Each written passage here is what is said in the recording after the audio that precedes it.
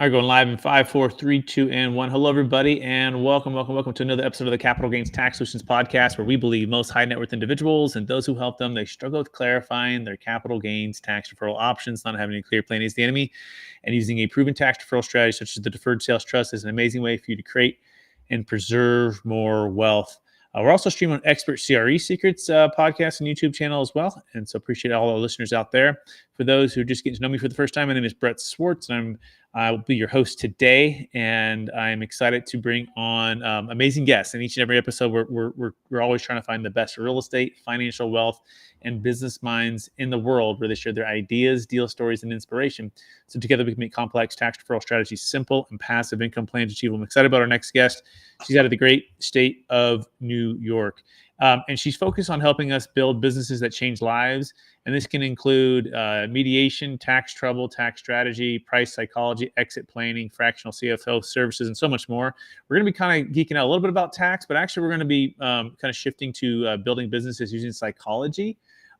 Please welcome show with me, Tatiana Tsoir. Tatiana, how are you doing? I'm doing great, Brett. Nice to see you, and great to be here. Absolutely. And for our listeners getting to know you for the first time, would you give us a little bit more about your story and your current focus? Yeah. So I've actually wanted to be a lawyer for many, many years since I was 14. Actually went to law school in a different country where I grew up. And at about 19, I moved to the US. And while I went to college to kind of complete the bachelor's before going to law school, I happened to really I fell in love with accounting.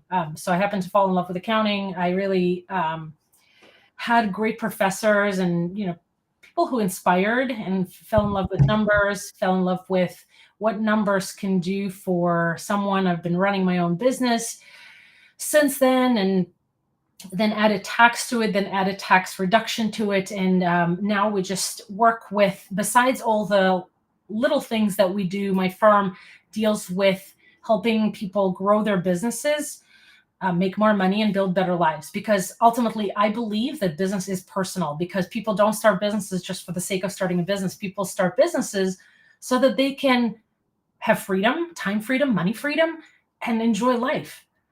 And so that's really my biggest passion, to help businesses do that. And because 50% of them fail every year, meaning 50% of the ones that get started fail in 5 years. It's my passion to change that statistic. Amazing. So we're talking with Tatiana Tsoir, and it's spelled Tsoir. You can go to linzaadvisors.com, linzaadvisors.com. Tatiana, let's dive right into the topic at hand, which is building businesses using psychology. So what would you say is the number one secret to doing just that? And talk a little bit about your background and your training, which would, I think, is really interesting here, and a little bit of a different take on what a lot of our podcast guests are coming on talking about. So it's not just one secret, but the reality is that, and this is something I found over the last 20 years of helping businesses grow, because initially it was just the bookkeeping and accounting, and then tax and everything else.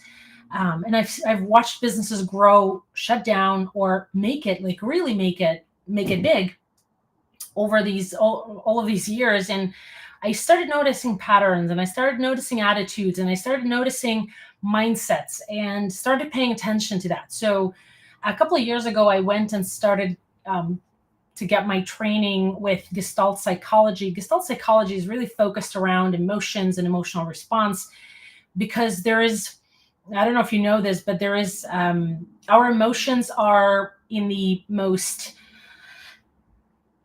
oldest part of our brain that developed initially, right?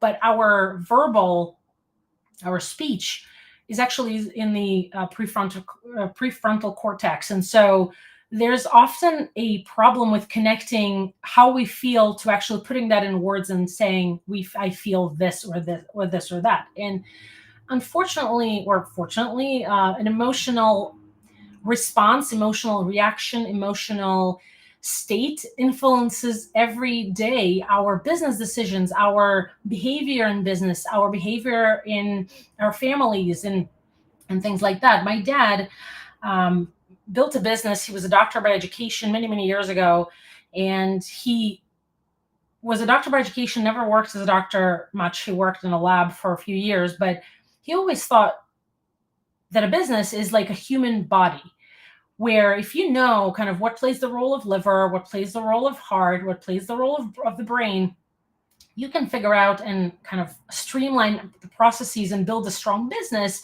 because you know exactly what's happening and what's the flow of everything. And so when he was building a business, and he didn't really, he brought his business home, meaning his stress in the 90s, building a business in the Soviet Union was very interesting, let's put it this way. And so he brought the business home, and it affected everything. It affected me, it affected my sister, it affected our family. And I noticed at some point, probably 10, 12 years ago, that when I was stressing out about money and clients and all of this, I would also bring that home. I would notice how I would lose it quicker with kids. And, the kids were tiny at that point. So they really had no brain power to create a master plan to piss me off. But really, all of those insights really supported my interest in how psychology affects us, how our psyche affects us, how our trauma affects us, our childhood trauma, our upbringing, our patterns, how they affect what we do in business. And the statistic is real. 50% of businesses fail within 5 years. 20% fail in year one. And so I started noticing how my clients would also bring different things home, how they would make decisions by being stressed out, and how those decisions would ultimately backfire sometimes, and sometimes would actually result in something very cool. Got it. Yeah. Got it. So it sounds like it just recognizing how powerful psychology and mindset has to do with the success of businesses and or the failure. If 50% of businesses are failing in the first 5 years and 20% in the first year, and also connecting how that is the work-life balance and bringing those stresses home. And you have that background with your father. That's intense. You had to have to try to start a business in the Soviet Union. I couldn't imagine, and no, I don't think anyone really in America could, right, compared to what it could be over there. So, okay, that's really interesting. So, what actions can people take then, right? So, understanding that if you have that awareness, and now you're like, I want to build my business, and I want psychology to be my friend on this. I want my mindset to be my friend. What is the practical steps that you have implemented or helped your clients and implement for their growth of their business?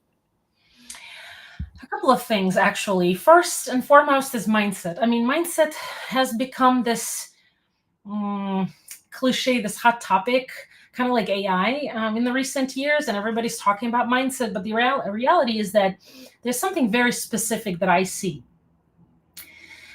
And that something is something called a victim mindset.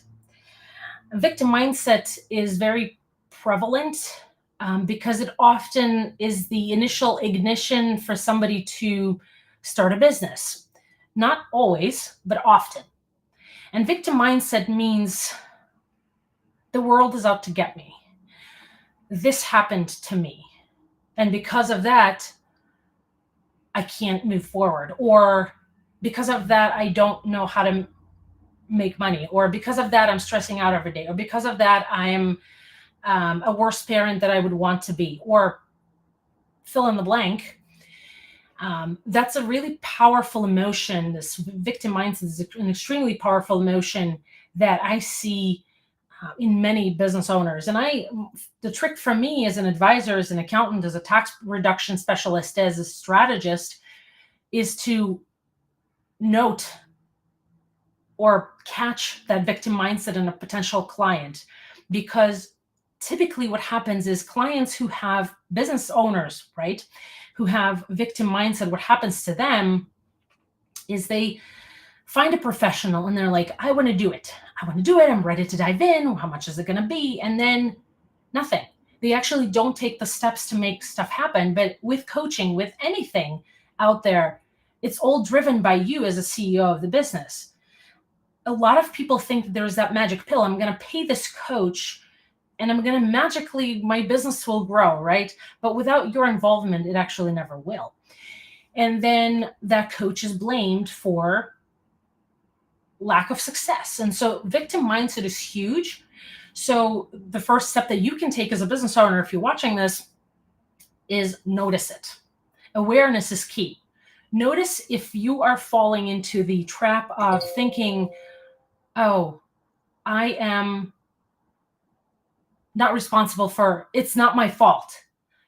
Somebody else did something. Or this great example is that I think is this country owes me X, right?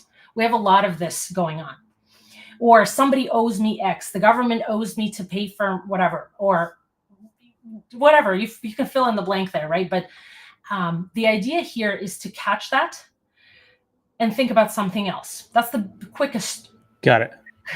So yeah, so catching that victim mindset and understanding that it's going to be detrimental to the growth of your business, the growth of yourself, right? And I think there's a good quote I've heard. I was reading a book. It's like taking 100% responsibility for the outcomes of your life, right? And so that is really, really important to be able to recognize that, take responsibility. So what's the next maybe secret or thought on this to applying this, right? Like once you know and you're aware of those things that are sabotaging yourself on your mindset, what other things can people do to be like, proactive to moving forward to the next positive mindset? I think a really important key is to be flexible, to be agile. And agile is also a big, cliche in the programming world, and everybody wants to be agile and et cetera, et cetera. But I believe in agile because when you're open-minded, when you're okay with encountering something that is brand new that nobody has ever dealt with, or maybe dealt with, but you haven't dealt with that, is what makes you fragile, right? When we're fragile, any event like COVID-19, like the worldwide pandemic, and like a US inflation, like name any crisis can throw you off your horse.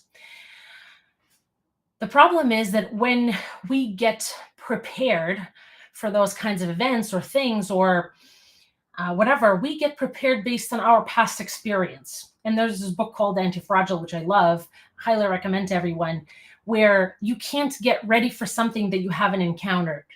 And the point is not to be ready for something. It's not to anticipate what's coming. The point is to be flexible enough so that you can absorb the shock and come out on the other side, if that makes sense. It makes perfect sense. Yeah, it really feels like putting yourself through when you go through the stress, right? I think like a sports or an athlete who's training, right?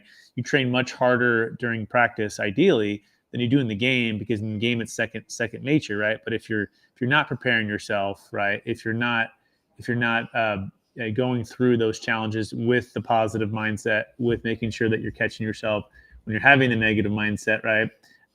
Then when those bigger stressors come, like a COVID or like a big market change, then you're going to go by default because you haven't been prepared. Is that a fair summary, Tatiana? Yeah, I think so. And it's great to not be ready for something specific, but more like, okay, now I've got this curveball. What do I do with it? How can I make the best out of it? How can I, pardon my cliche, make lemonade out of lemons? Yeah, always looking for the silver lining, right? And it's. I think there's a good quote by Tony Robbins. Like, it's not what's happening to me; it's happening for me, right? And the happening for me part is where the growth becomes, and it could be that small percentage of that silver lining, but that is what's going to make all the difference. And you stack those little wins up, and you become very resilient, no matter what comes at you. Anything else to add to that, Tatiana? Well, I think I wanted to mention a quick thing, that there is psychology behind everything. And so kind of diving into why you're making that decision or why you're thinking this way is important. I do a lot of price psychology projects where I help businesses develop their pricing strategy, whether it's a rate for an employee or technician or whatever, or compensation for, let's say, doctors in their practice or whatever. And what I see is a lot of that psychology with decision making, because all we do in business is relationships, if you think about it. Relationships with partners, relationships with employees, relationships with our business and our families while we're running a business, and all of that. So that's just what I wanted to add. I wasn't sure how long we're Yeah. going total, but yeah, I think it's important. Yeah.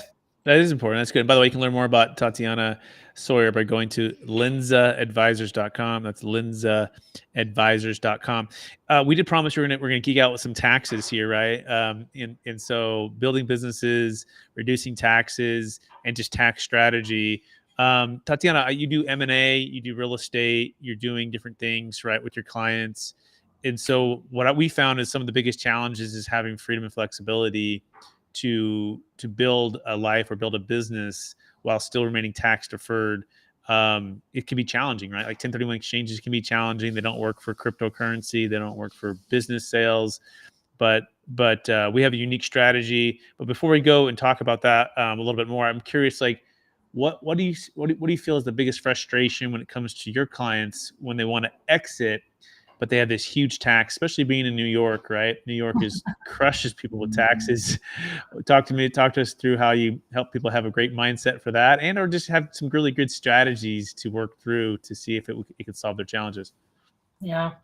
I mean, my clients aren't really frustrated, if I'm honest, because they have me to be frustrated for them and to really pull the strategies in and get people like you involved in certain cases. People, get certain strategies involved, like a DST in business sales, deferred sales trust. If you're listening to this and unfamiliar with the terminology, but deferred sales trust is huge for us in terms of M&A work.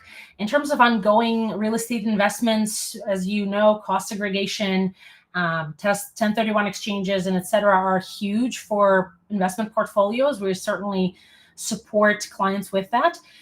And typically, when the first time clients approach us, it's more like, oh, I feel like I've been paying a lot of tax. I feel like I need more support because my business is already developing my investment portfolio. We definitely work with commercial real estate clients who have huge investment portfolios. And the frustration there is I don't think I have the professional who actually understands and can drive the strategy around the entire business, because you can get a coach who will tell you how to run things operationally. You can get somebody who's going to run your accounting. But how do you bring on somebody like me who can look at everything and create a strategy and then pull other people in to support you, seeing the big picture and the nitty gritty at the same time, if that makes sense? It does, yeah. We call it building a capital gains tax exit plan and kind of building the dream team around and solving the problem. It's like a Rubik's cube, and sometimes we can solve that cube ourselves. Sometimes we can't, and sometimes we need to bring in multiple professionals to help execute on that. And so, yeah, I love that you see it and you approach it in that approach, right? That mindset, right, for solving the problem. And sometimes it's the roadblock that we have. It's not trying to be the how, but hiring the who, right? And Yeah. so that's good. I like that your clients are counting on you to be that who that they can hire to find the great solution for their exits. So we're running out of time. Are you ready for the lightning round? Sure. I don't know what it is, but sure. All right. Knowing what you know now, if you could go back to your 20-year-old self, what's the one golden nugget make sure to tell yourself to do? I would say get a business advisor slash coach involved early. I thought I knew everything, but I didn't, and I don't still. And I still ask for support of other professionals like myself, but in other people, to make sure that I'm not hallucinating, to make sure that I'm understanding it correctly, to make sure that I'm making the right decision. It's always when I get reflection off of somebody else, that I could actually make a great decision. And that's what really supported me over the last 5 years. But I wish I'd known that 20 years ago. I love that. There's definitely wisdom in many advisors and coaches. And so, next question: what's the number one book you've recommended or to give to the most in the past year? I always recommend this book called The Road Less Stupid, but this year I would recommend Anti-Fragile. It's a really interesting book. Awesome, great. Question number 3: what are you most curious about? I'm always curious about things that I don't know. It scares me also at the same time, but it also keeps me engaged and not bored, because I really get bored quickly. What is the one thing you're most curious about right now that you don't know? I don't know how to really, you know what? I know it's a lightning round, so I'm supposed to reply fast, but what do I not know now? Hmm. I don't know. It's hard It to could be say. AI, it could be crypto, it could Oh, be, I have I have opinions about all of that, but I mean, I guess I don't know. I guess I don't know how negatively AI will affect our lives. I understand the positive side of things, but I want to see like my imagination goes into dark when I think about AI and what it can do and things like that. So I'm curious about that as I'm trying to prepare and just kind of protect myself from getting a curveball, if you will. I think that's prudent. Yeah, that seems good. Second to last question. Number one leadership quote or theme that you strive to live by. One of my favorite quotes is, and I don't know who said it, but is called Hope. HOPE. Help one person every day. I believe in doing good without getting credit for it. I believe in helping somebody uh, one on one as opposed to making big, bold statements that I've helped somebody or I donated X amount of money. I believe in that. And so hope is really the thing that I live by. I absolutely love it. That's a great one. I love that hope. Yeah. Help one person every day. Last question. After all your success, Tatiana, helping all the people you've helped, how do you best stay centered in your values and how do you stay challenged to charge forward to reach even higher heights? I remind myself of these values.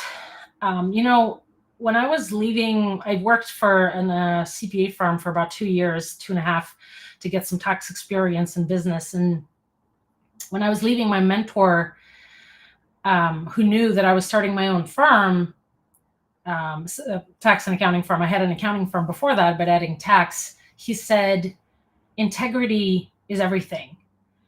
If you don't have integrity, you don't have anything as a professional, as a human. And so reminding myself of that when clients challenge me to break the law. I mean, my clients don't, but prospective clients sometimes, or just people say, oh, how aggressive are you? Well, wait a second. We don't break the law. We follow the law and often can get you a better tax result because we utilize the law, right? Tax law. That's what you guys do as well. And so I definitely um, remind myself of that every time I have a dilemma of should I be doing this? Is this right? I remind myself of those values, and I think it's important to do that just remind yourself of who you are, because being better every day is my goal.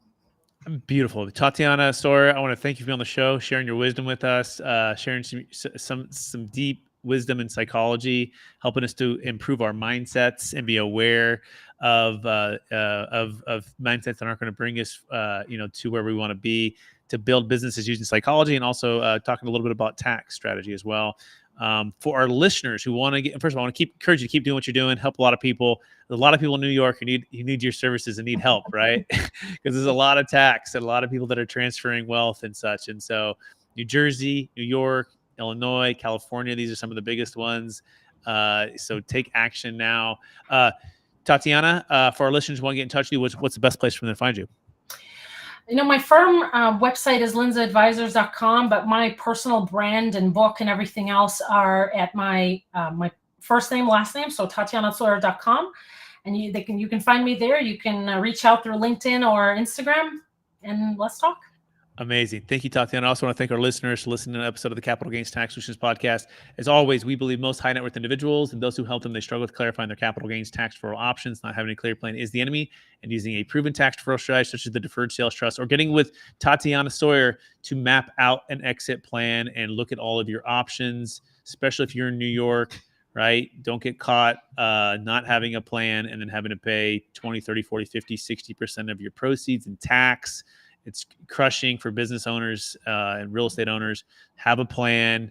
take action, and also make sure your psychology is right, right? What a great reminder that Tatiana gave us today, being aware of the psychology that we have and our mindset for building businesses and improving our lives. We appreciate everyone listening out there. Please rate, review, subscribe. Please share this so someone